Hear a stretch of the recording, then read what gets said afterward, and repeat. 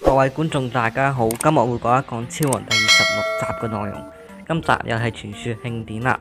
喺比賽之前，赤勇格同埋連華伊哈拉嘅氣勢好強烈，而紅龍武同埋斯高加雷正在喺度討論緊戰術。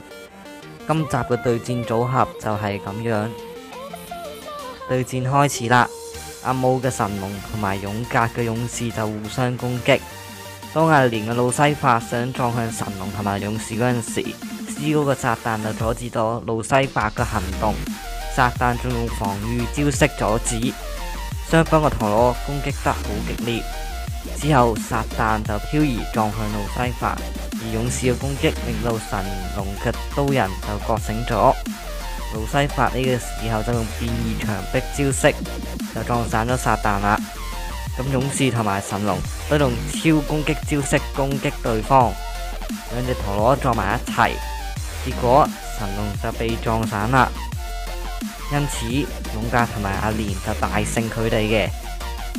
咁斯高、光同埋阿武就要出局啦。下一集紅手終於出場啦。咁對戰就係蒼井霸斗同朝日日向，就會對白路成淚加費利迪拉河牙。你哋認為邊一隊會贏呢？